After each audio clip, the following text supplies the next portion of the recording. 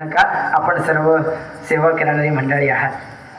गोष्ट अशी आहे की भगवंताला कोणता भक्त आवडतो हे कळणं गरजेचं आहे. 12व्या अध्यायामध्ये भगवंत सांगतात, अद्वेष्टा सर्वभूतानां मैत्रः करुणैव च निर्ममो निरंकारा समदुःखः सुखक्षमी यस्मान्नो दृष्टि लोको लोकान्नो दृष्टे च हर्षामर्ष भयदैर्मुक्तो सत्यमय प्रिय अनपेक्षक स्तुते दक्ष उदासीनो गतव्यतः सर्वारंभ परित्यागी यो मद्भक्त समे प्रिय.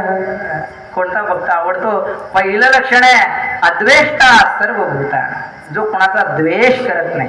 आता ही फार गंभीर आणि महत्वाचा भाग आहे बरं. तुम्ही भक्ती करता आणि जर तुम्ही एखाद्या व्यक्तीचा द्वेष करता तर त्या भक्तीला काळी मात्र अर्थ नाही, किंबहुना नाही केली तरी काही हरकत नाही. हा, कोणत्याही जीवाचा न घडो मत्सर वर्म सर्वेश्वर पूजनाचे. भक्तीचं वर्मच हे की द्वेष नका करू. आणि काय आहे महाराज, मला कळत नाही का माणसं द्वेष करत असतील बरं. आज मी इथे उभा आहे, आज आपण इथे आहोत, उद्या आपण काय होणार बघितलं नाही. कोणत्या आधारावर द्वेष करायचा? हा, एखाद्याचं घर झालं, एखाद्याची गाडी झाली, व्यक्तीच्या अंतःकरणात द्वेष. आणि द्वेष माणसाला जाळतो. लक्षात घ्या, द्वेष माणसाची प्रगती होऊ देत नाही. आपल्या प्रगतीतला सगळ्यात मोठा अडथळा म्हणजे द्वेष आहे.